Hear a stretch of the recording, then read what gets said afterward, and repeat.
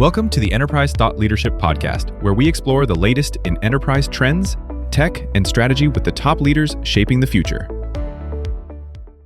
Hi, we welcome you to our podcast On Stage with Enterprise Thought Leaders. My name is Kanika and I'm the managing editor of Enterprise Talk, our enterprise technology flagship publications, and the other 6 publications which we usually talk about in these podcasts. We have engaging conversations with global thought leaders and industry experts, reaching over 1.3 million business leaders worldwide. Today we speak with Jana Ritcher. She's the Executive Vice President, AI and Innovation of NFON. We talked to her about how tools enrich business communication platforms. Welcome to the podcast, Jana. It's great to have you here with us. Thanks a lot for inviting me. Pleasure. A little bit about Jana before we start. She was appointed the Vice President of Artificial Intelligence at NFON AG on 1st of October 2024 as a part of the company's strategic shift towards AI-driven business communications. Prior to joining NFON, Jana spent 2 decades at SAP, where she led global teams in AI and cloud innovation. Most recently, she served as Vice President, SAP Business AI Experiences, focusing on developing intelligent applications that enhance user experience and deliver business impact. At NFON, she is responsible for accelerating the integration of AI across the company's product portfolio, which includes voice, video, and automation tools for enterprise communications. It's great, really interesting to have you with us, and I'm really looking forward to the conversation with you today, Jan. Yeah. So my first question to you is the latest tools that enrich cloud-based business communications. Would you be able to share some insights on what the market can look forward to? Yeah, definitely. I mean, it's a super exciting time, right? Where all the industries are rethought with the help of AI, and where especially in communication, we do see as well, so many people are communicating daily. This is a super relevant activity in our everyday life, and where AI can really help us to be more to the point, more quality oriented, to have more context in place. So, like I said, what are the tools that the enterprise industry can expect going forward? We already have AI as a technology. So, for cloud-based business communications, what tools would you like to speak about? Yeah, I mean, there's a variety of tools that you could think of, right? First of all, we do see an emergence of chatbots and voice bots, which actually really enrich the way how people interact, and where you say, well, you don't have to ask a colleague each and every time you have a more standardized question, but you can leverage also chatbots and voice bots. Secondly, there's a lot of tooling that really helps you with the day-to-day communication that you have in place, ranging from call transcriptions, contextual insights, translation tools. And of course, last but not least, something that we've seen over the years already is, of course, contact centers. So where you say communication is not just via phone, right? It could be via email, it could be via social media platforms. You do get inquiries, contact points through various different channels, and would like to make sure that it always reaches the right person. Right. What challenges have you seen in using AI tools for the purpose of business communications, and especially for the cloud? There's a steady sensitivity to AI-generated content that's increasing now, at least in our industry. Will this impact the business communication scenario wherever AI tools are being used? Yes, definitely. I mean, there's a lot of opportunities, right? There's a lot of excitement that you can do, but at the same time, opportunities always mean challenges as well, and quite some concerns. And especially at the moment, also with global tensions growing, there's a big topic all around trust, right? So communication data is sensitive data. So what is happening with the data?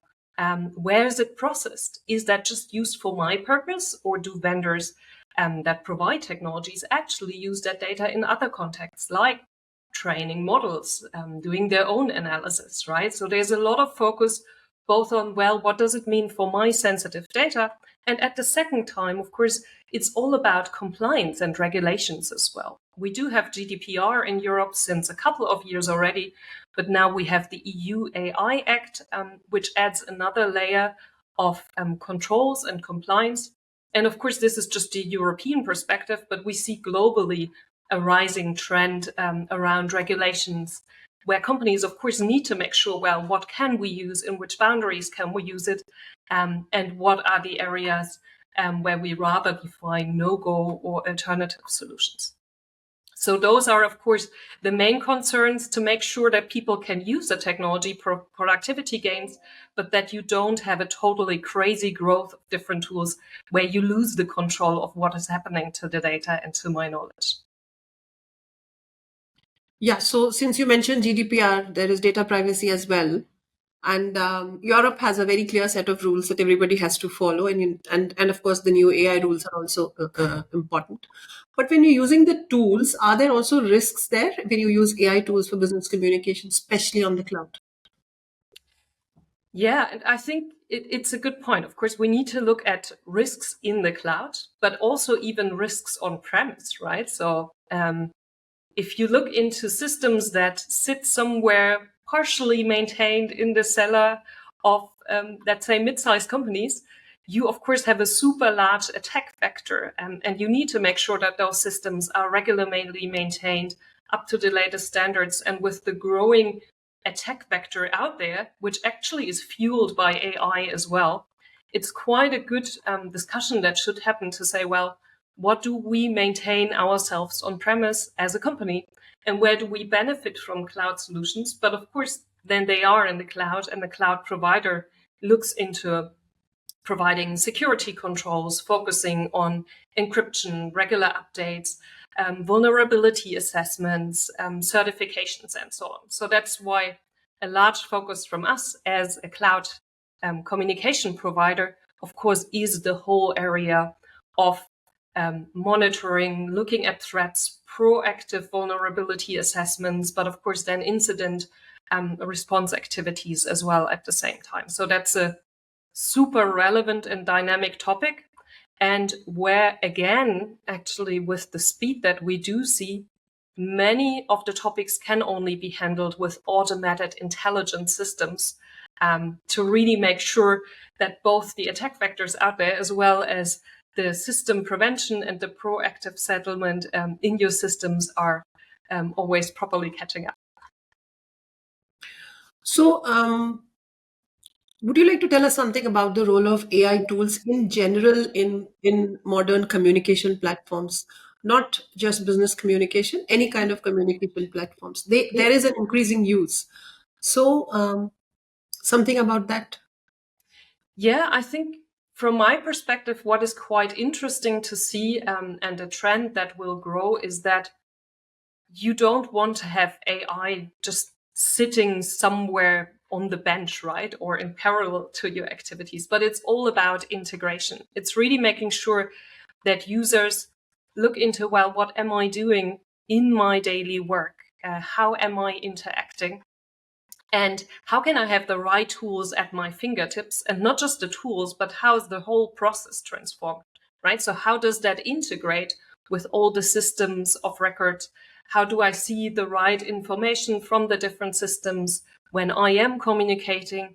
How can I then trigger the right follow-up? So it's all about contextual AI. So really being aware where you are, really providing you the right content there, supporting you really seamlessly where you are. So if you look into communication, both personal as well as business, that you get, for example, transcriptions to voice messages, even in my very personal life, right? So I'm not a big fan of long voice messages, because then you sit there and you need to listen, while actually in parallel there are meetings happening, or I'm in my car, right? Or whatever it could be. So sometimes you would like to rather see a transcript. Sometimes you would like to rather get the audio file.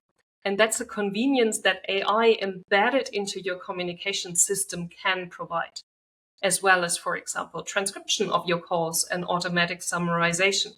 Both super helpful in a business context as well as in a personal setting. And then, last but not least, systems shouldn't be isolated, right? But you look at the whole process, and thus it's super important that you do have an integration into your processes, into your systems of record, so you can trigger follow-up activities, right? So think of, now again, I'm more projecting towards the business settings, but you can think of that in the personal side as well.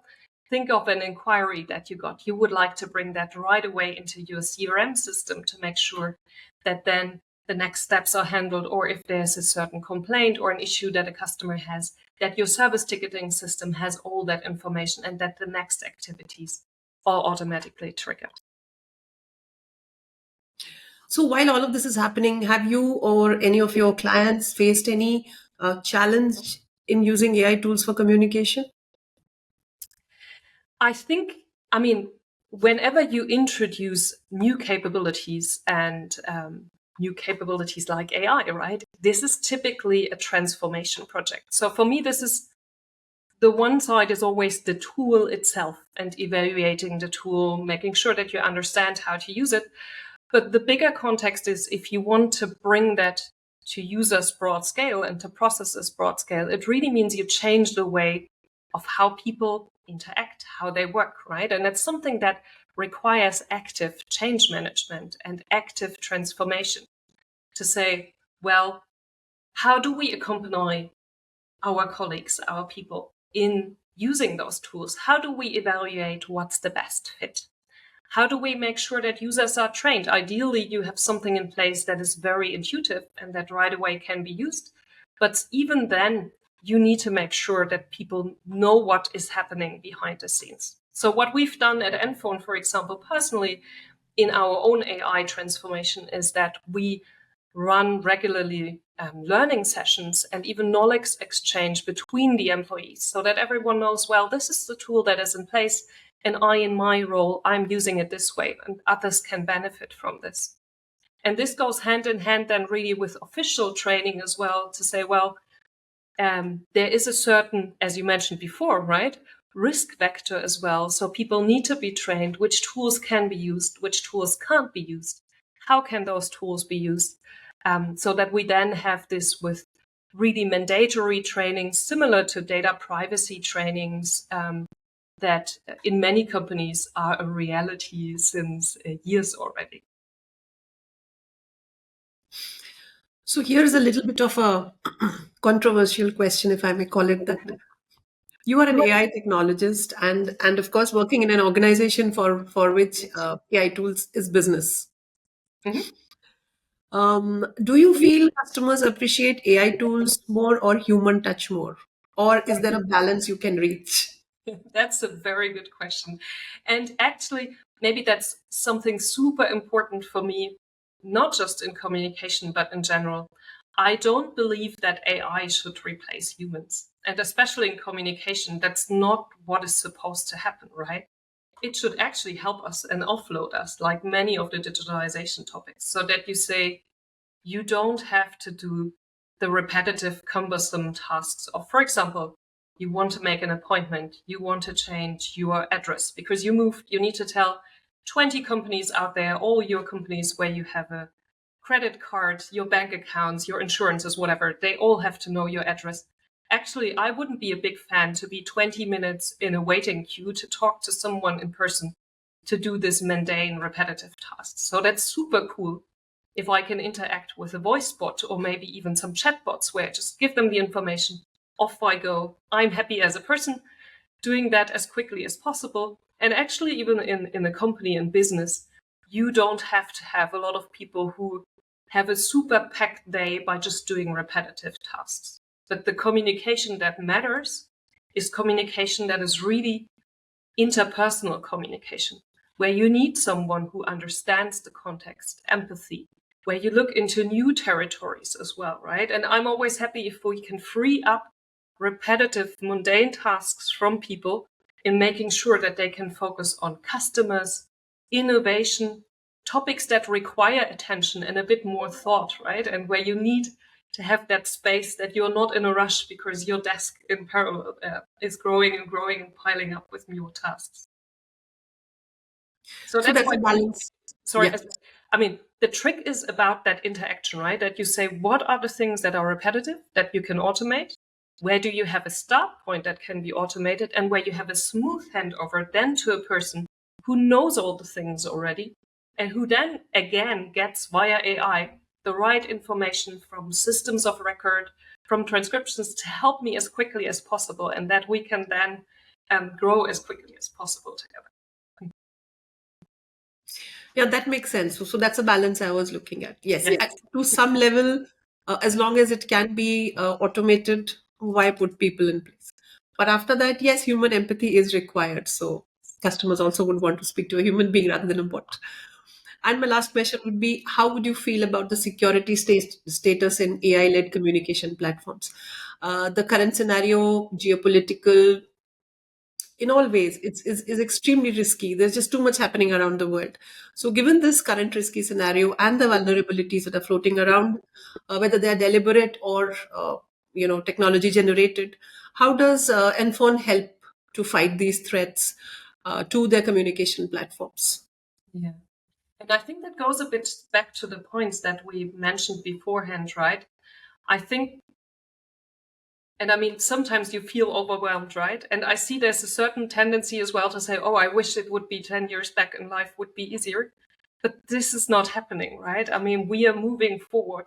And actually, there's so much opportunities exactly in those technologies as well to manage challenges that we have nowadays, right? So think of especially communication. Communication is a brilliant thing, but communication is very often a source of misunderstandings as well because of language barriers, because of missing context, because of a person being totally overloaded. And after 8 hours, 12 hours, a super exhausting day, you all of a sudden, if someone asks the 20th time for a certain thing, you get very unfriendly, right?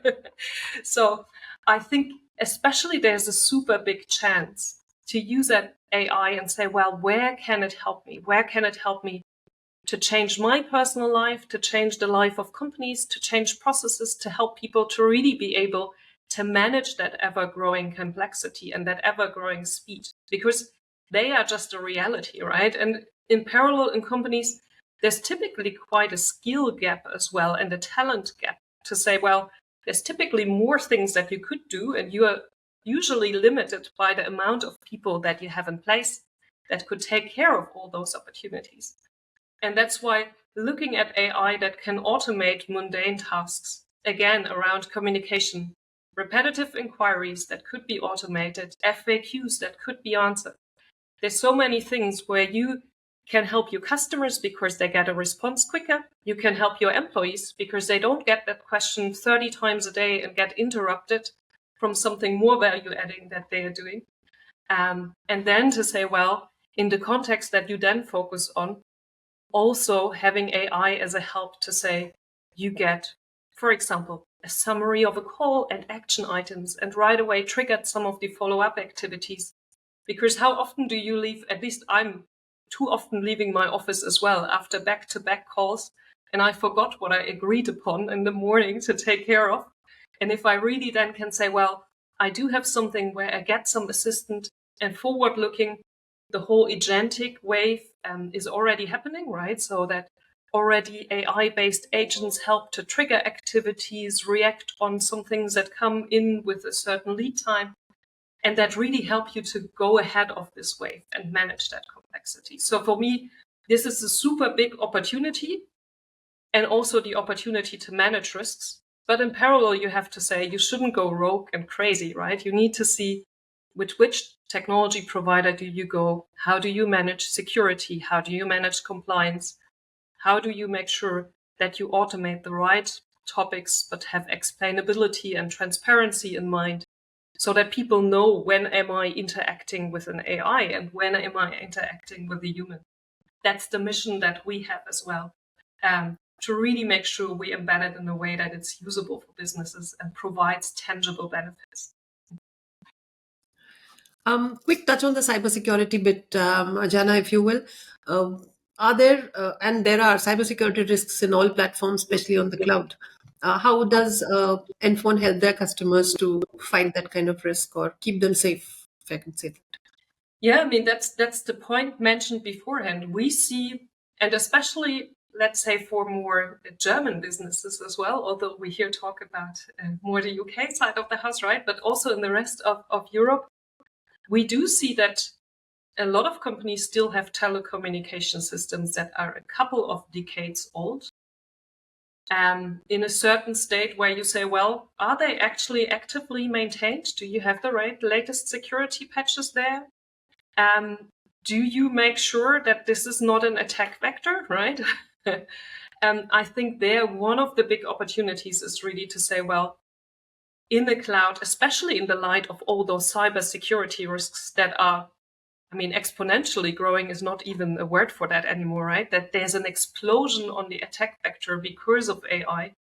And to really make sure you have an up-to-date system in place that is regularly certified, monitored, up-to-date, vulnerability checks happening. That's the one side that we provide this really as a cloud solution. And there, a lot of things can be done that are hard to do in smaller setups just on premise. And the second one is to say, well, you want to have proactive AI capabilities also in to not just have something that you had 20 years ago, but have new AI capabilities in place, but where compliance is key, right? So if, for example, if we record a call, just as we do here, of course, everyone involved in the call should know there's a recording happening and there might be a transcript created. So you need to have that transparency in place, not just for regulation, but that also people know what is happening. And that's something that we put very much in focus to say, this is of importance, especially for European businesses. And that's what we're focusing on to make sure that transparency is in place and the tooling is usable in the context for businesses in a very conscious manner. So great. So that was the last of my questions, and super grateful for you having taken out time for us today. Thank you for joining us for the Enterprise Thought Leadership Podcast. Please do follow us on social media and subscribe for more ideas and insights. Until next time.